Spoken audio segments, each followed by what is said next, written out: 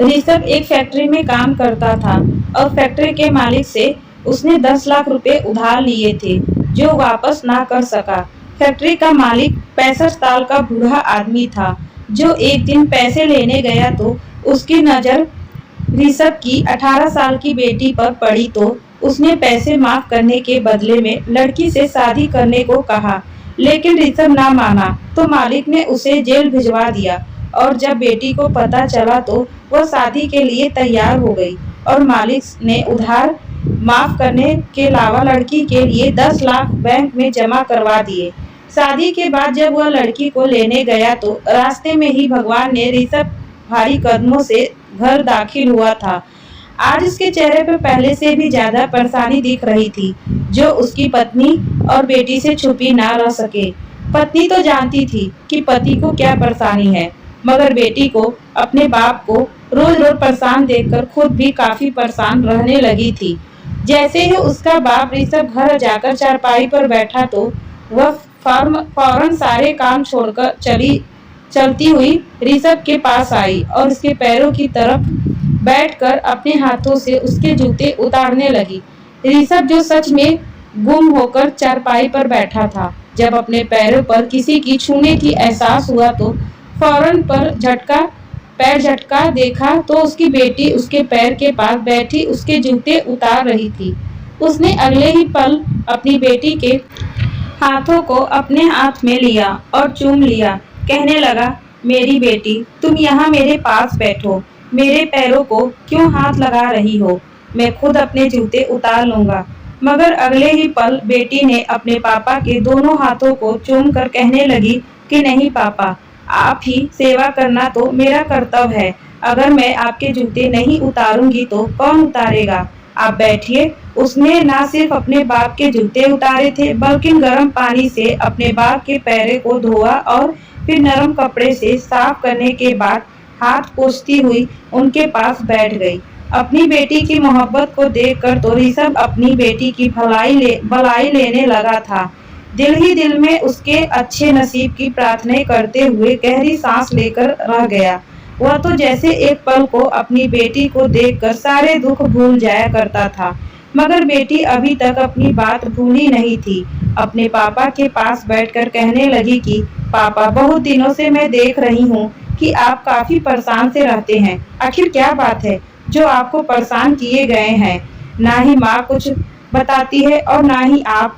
क्या मैं आपकी प्यारी बेटी नहीं हूँ, या आप मुझे अभी तक वही भोली भाली बचपन में गुम लड़की समझते हैं जिससे कुछ बात शेयर नहीं करते? जब बेटी ने अपने पापा का हाथ पकड़कर यह बात कही तो ऋषभ फौरन कहने लगा कि नहीं बेटी, बस कुछ खास नहीं। दरअसल मुझ पर 10 लाख का उधार चढ़ चुका है जो मुझे उतारना है। 7 महीने बीत चुके हैं मगर अभी तक मैं 1 रुपया भी नहीं जोड़ पाया कि अपना यह उधार चुका सकूं।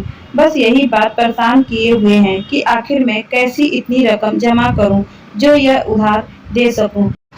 फिर ऋषभ अपनी पत्नी और 2 बच्चियों के साथ किराए के मकान में रहता था। शुरू से ही हालत उनके कुछ अच्छे ना थे। पहले तो वह मेहनत मजदूरी करता था, फिर उसकी नौकरी एक फैक्ट्री में लग गई। फैक्ट्री में भी निचली पोस्ट पर काम किया करता था। उसकी सैलरी बहुत कम थी जिसके मुश्किल से गुजारा होता था, मगर इसकी मेहनत और लगन ही थी कि फैक्ट्री के मालिक को इसका काम पसंद आया और ऐसे वह तरक्की करते हुए ऊंची पोस्ट पर लग गया। जब उसके पास पैसे आने लगे तो उसने इसके बावजूद फिजूल खर्चे नहीं किए थे बल्कि एक एक पैसा अपने पास जमा करने लगा। पत्नी से कहने लगा कि हम इन पैसों को जमा करके रखेंगे और फिर भगवान ने चाहा तो हम लोग अपना घर लेंगे। वह ठीक ठाक से ही एक एरिया में रहने वाले थे जहां पर मुनासिब प्लाट भी देखकर वह खरीद चुके थे। जैसे जैसे पैसे इकट्ठे हुए इन लोगों ने अपनी पेट काटकर वहां पर काम शुरू करवा दिया, मगर अभी भी पैसा कम पड़ रहे थे। फैक्ट्री का मालिक तो बड़ा ही अच्छा था, उम्र में भी काफी बड़ा था। ऋषभ ने जब अपने नए घर के बनने के बारे में अपने मालिक से बात की तो मालिक ने खुशी से 10 लाख निकाल कर उसके हाथ पर रख दिए। कहने लगा कि जाओ तुम अपने घर का काम इन पैसों से हल करो, फिर जब तुम्हारे पास पैसे हुए तो मुझे वापस कर देना। यह सुनकर ही ऋषभ ने अपने मालिक को दुआएं देने लगा और उन पैसों से उसे अपना घर बनवा लिया था। घर तो बन गया, मगर जो उधार उसने ले रखा था वह उतारना उसके लिए मुश्किल हो गया, क्योंकि वह तो अपने घर में आ चुका था। बिजली, गैस, पानी के बिल और बाकी घर के छोटे-मोटे उधार जो उसने अपने दोस्तों और रिश्तेदारों से ले रखे थे, वही इन 7 महीनों में वह उतार पाया था। घर के हालात भी बस ठीक-ठाक ही थे। ऊपर से 2 बेटियों का बोझ भी बना था। बड़ी बेटी 18 साल की हो चुकी थी, जबकि दूसरी 16 साल की बीच की थी। अब तो ऋषभ अपनी फैक्ट्री के मालिक के सामने जाते हुए भी डरता था कि 7 महीने हो चुके हैं, कहीं इस बीच वह उसे दिया हुआ उधार ना मांग ले। तो वह क्या बताए, उसके पास तो 1 रुपया भी जमा ना था, जो अपने मालिक को कह सकता कि वह पैसे जोड़ रहा है। ऋषभ को जिस बात का डर था, उसी दिन वही हुआ था। वह अपना काम निपटाकर जैसे ही घर के लिए निकलने लगा तो अचानक फैक्ट्री का मालिक वहां पर जांच करने के लिए आ गया। जब उसने ऋषभ को देखा तो फौरन अपने पास बुला लिया, घर के बारे में पूछने लगा। ऋषभ डरते-डरते हर बात को जवाब देता रहा। फिर जब बात के आखिर में फैक्ट्री के मालिक ने कह दिया कि मेरा जो उधार तुमने ले रखा था, आखिर वह कब तक लौटाओगे? यह सुनकर तो ऋषभ के चेहरे का रंग उड़ चुका था। कहने लगा कि साहब, मैं पैसे जोड़ रहा हूँ, बस महंगाई इतनी बढ़ती जा रही है कि जैसे कि कुछ पैसे जोड़ता हूँ, अगले महीने आने वाले खर्चों में वह खर्च हो जाते हैं। मगर आप चिंता मत कीजिए, मैं आपके उधार को अपनी सैलरी में से वापस कर दूंगा। फैक्ट्री के मालिक ने हाँ में सर हिला दिया। वह करोड़ों अरबों का मालिक था, उसके लिए 10 लाख कुछ खास अहमियत नहीं रखते थे, मगर इसके बावजूद वह अपने यहाँ काम करने वाले वर्कर्स को यह बताना चाहता था कि जब उधार लिया जाए तो वापस भी करना ईमानदारी की चुकानी होती है। फिर ऋषभ ने जब यह बात घर जाकर बताई तो उसकी पत्नी और बेटी परेशान हो चुकी थी। बड़ी बेटी पढ़ी लिखी थी, वह अपने पापा से कहने लगी कि पापा, क्यों ना मैं इस मोहल्ले में जो स्कूल है वहाँ मैं पढ़ाना शुरू कर दूं, साथ में बच्चों का ट्यूशन भी दूंगी, तो घर के खर्चे में कुछ आसानी हो जाएगी, आपके पास भी कुछ बच जाएंगे और यूं ही हम आपकी फैक्ट्री के मालिक को उधार भी चुका कर देंगे। जब ऋषभ ने यह सुना तो कहने लगा कि बिल्कुल नहीं, मैं हूं ना, भला मेरे होते हुए तुम लोग क्यों कोई काम करोगे। वह एक स्वाभिमानी इंसान था, अपनी बेटी से तो बहुत मोहब्बत करता था। वह नहीं चाहता था कि जो मुश्किलें और मुसीबतें वह बाहर सह सकता है, वह उनकी बेटियां भी सहे।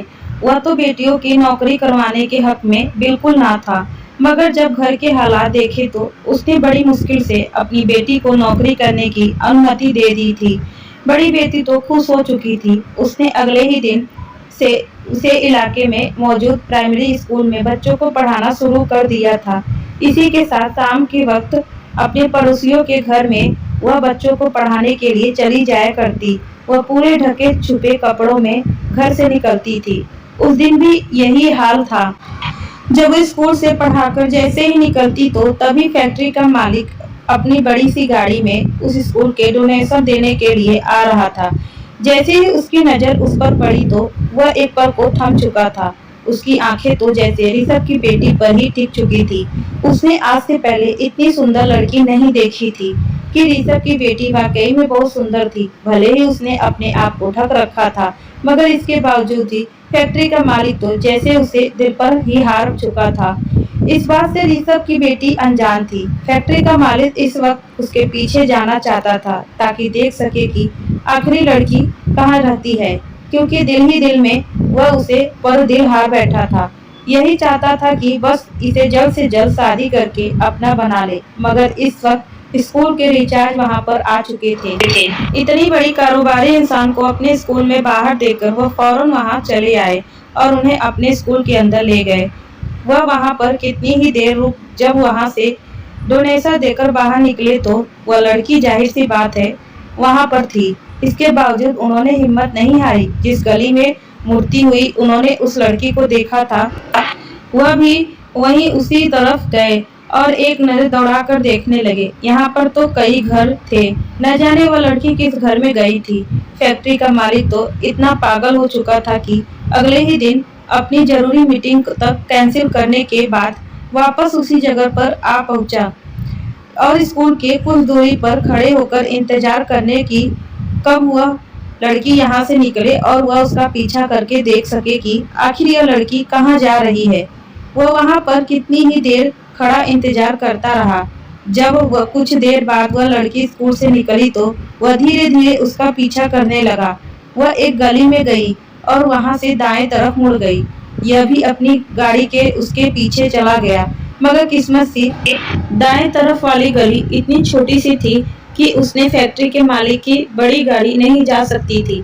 इसीलिए वह वहीं पर अपनी गाड़ी रोक की और उस गली में जाकर देखने लगा, मगर वहाँ पर तो कई घर थे और इन घरों में से न जाने कि घर में वह लड़की जा चुकी थी। फैक्ट्री के मालिक को याद था कि ऐसे ही गली में उसकी फैक्ट्री में काम करने वाला ऋषभ भी रहता था। वैसे भी काफी महीने बीत चुके थे और उसने दोबारा उधार वापस करने का नाम तक नहीं लिया था। यही सोचते हुए फैक्ट्री का मालिक अचानक ऋषभ के घर के बाहर पहुंचा और दरवाजे पर दस्तक देने लगा। यह सब उसे समय घर पर ही था। जैसे ही दरवाजा खुला तो सामने फैक्ट्री का मालिक को देखकर तो जैसे उसकी हवाइयाँ उड़ चुकी थी और वह चौंक चुका था कि क्या कहे। फौरन मालिक को घर के अंदर लाने को बोला। फैक्ट्री का मालिक घर में आया तो एक पल को घर के चारों तरफ नजर उठाई। ठीक ठाक सा घर था जिसकी मरम्मत अभी भी कहीं कहीं नहीं हुई थी, मगर क्योंकि पैसे न थे इसीलिए वह अभी तक मरम्मत ऐसे ही अधूरी पड़ी थी। ऋषभ ने मालिक को बाहरी कमरे में बैठाया दिया।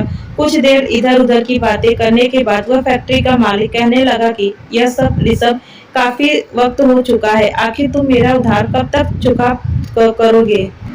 तुम्हारे सर पर तो अभी छत भी आ चुकी है। अगर यही दिल देता रहा तो बाकी वर्कर्स भी यही समझेंगे कि लिया हुआ उधार वापस नहीं करना। फैक्ट्री के मालिक का रवैया काफी कड़क था, क्योंकि एक तो उनको उस लड़की की वजह से गुस्सा था कि ना जाने वह लड़की कहाँ गायब हो गई है। ऋषभ में रवैया देखकर हड़बड़ा गया। बड़े ही धीमी स्वर में कहने लगा कि बस मेरे हालात कुछ ठीक हो जाए तो मैं फौरन आपका उधार चुका कर दूंगा, बस मुझे और कुछ वक्त दे। मगर फैक्ट्री का मालिक तीखे अंदाज में कहने लगा कि नहीं, बिल्कुल नहीं, मुझे एक हफ्ते के अंदर ही उधार वापस चाहिए, वरना चाहे इस घर को बेचो या कुछ भी करो, मुझे मेरे पैसे वापस लौटा दो। फिर ऋषभ तो शर्मिंदा हो चुका था। जैसे ही कमरे में फैक्ट्री का मालिक निकला कि तभी उसकी नजर उस लड़की पर पड़ गई जो अभी तक चादर में घर में घूम रही थी। फैक्ट्री का मालिक उसे पहचान चुका था कि यह वही लड़की है। उसे तो धक्का सा लगा था कि यह तो ऋषभ की बेटी थी। उसे वक्त वह वहां से कुछ नहीं बोला और फौरन वहां से वापस चला गया। मगर उस रात को उसे ठीक से नींद नहीं आई। सारी रात कुछ न कुछ सोचता रहा और फिर अगले दिन उसने अपना मोबाइल उठाया। अभी ऋषभ आज काम पर नहीं आया था, क्योंकि फैक्ट्री के मालिक ने उसे मना किया था कि जब तक पैसे नहीं लाकर देते तब तक काम पर न आना। उसने फोन किया तो बहुत अच्छी तरह से बात की। वहीं ऋषभ भी अपने मालिक का एकदम से बदलते बर्ताव को देखकर हैरान था कि आखिर मालिक इतना ठंडा कैसे हो गया। फैक्ट्री का मालिक कहने लगा कि दरअसल मैं कल कुछ ज्यादा ही गुस्सा कर गया। तुम भी गरीब बंदे हो, भला इतना उधार एकदम से कैसे अदा कर सकते हो? तुम कल से काम पर आ जाना। तुम जितना वक्त चाहते हो इस वक्त उधार को उतारने के लिए ले सकते हो। यह सुनकर ऋषभ में फौरन कहा कि साहब, मुझे 4-5 महीने और वक्त दे दे ताकि मैं आपकी एक एक पाई लौटा दूं। यह सुनकर फैक्ट्री का मालिक कुछ देर चुप रहा, फिर कहने लगा कि अगर तुम चाहो तो मैं तुम्हारा यह उधार बिल्कुल माफ कर सकता हूँ। ऋषभ तो हैरान था, कहने लगा कि साहब, वह कैसे? आप मेरा उधार क्यों माफ करोगे? यह सुनकर फैक्ट्री का मालिक कहने लगा कि तुम्हारी वह बेटी जो स्कूल में पढ़ाती है, मैं चाहता हूँ कि तुम मेरी उससे शादी करवा दो। बदले में मैं तुम्हारा उधार माफ कर दूंगा। यह सुनकर तो ऋषभ के होश उड़ गए थे। वह हैरान रह गया था। कहने लगा कि बिल्कुल नहीं, आपकी उम्र 60 से 65 साल की है और मेरी बेटी सिर्फ 18 साल की है। आप दोनों का तो कोई जोड़ ही नहीं है। अगर आप अपने किसी बेटे के लिए कहते तो मान जाता, मगर मैं आपसे आप उसकी शादी कैसे करवा सकता हूँ? यह सुनकर फैक्ट्री का मालिक गुस्सा हो गया था। कहने लगा कि मैं तुम्हारी बेटी को भगाने की बात नहीं की, बल्कि सीधे तरीके से शादी करने की कहा। लेकिन तुम नहीं मानते तो फिर ठीक है, मेरा उधार एक हफ्ते के अंदर ही लौटा दो, वरना तुम्हारे लिए अच्छा नहीं होगा।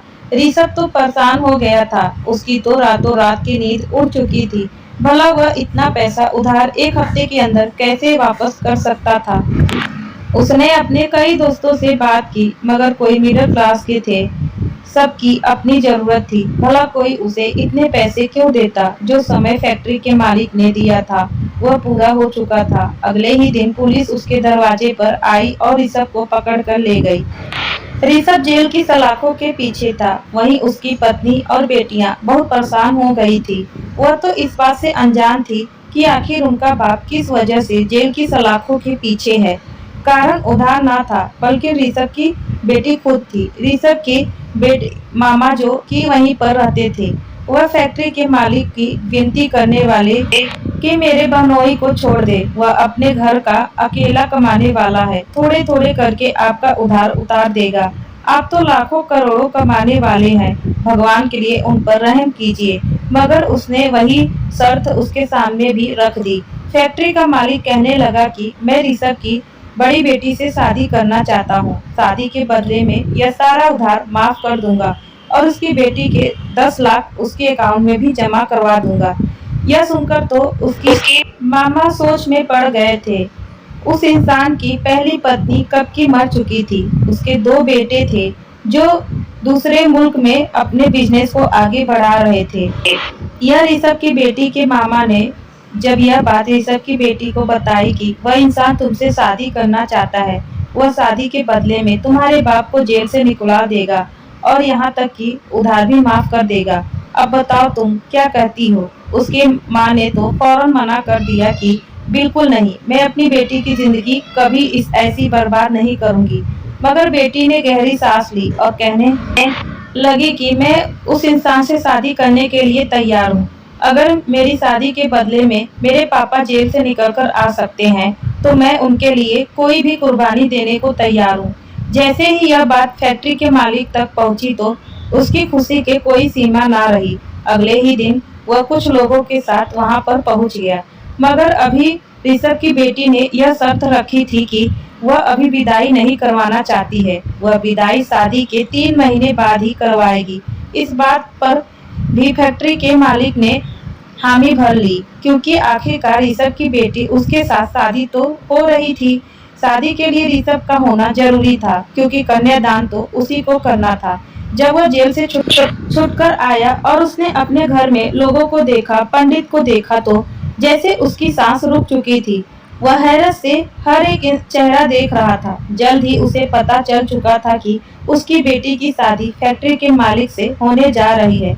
मगर वह बेबस वहां पर कुछ भी नहीं कर सकता था, सिवाय खामोशी से अपनी बेटी का कन्यादान करने को। कुछ ही देर बाद उसकी मासूम सी बेटी 65 साल की फैक्ट्री के मालिक की पत्नी बन चुकी थी। मगर क्योंकि विदाई 3 महीने बाद तय हुई थी, इसीलिए ऋषभ की बेटी को उसके साथ विदा नहीं किया गया था।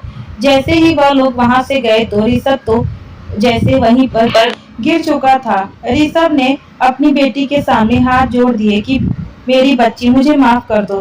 तुम्हें मेरी वजह से इतनी बड़ी कुर्बानी देनी पड़ी। मगर अगले ही पल ऋषभ की बेटी उठी और रोते हुए अपने आप के हाथों को अपने हाथों में पकड़कर कहने लगी कि नहीं, बिल्कुल नहीं, आप के लिए तो मेरी जान भी हाजिर है। क्या हो गया? अगर मेरा नसीब इस इंसान के साथ है तो मुझे यह स्वीकार है। मैं अपने भगवान की मर्जी से खुश हूँ। इसके बाद तो जैसे खामोशी छा चुकी थी। 10 लाख उधार माफ हो चुका था। ऋषभ कितने दिन फैक्ट्री ना गया, मगर रोजाना की कमाई भी तो जरूरी था, इसीलिए वह दोबारा से फैक्ट्री पर जाने लगा। 3 महीने का वक्त बड़ी तेजी से गुजर रहा था।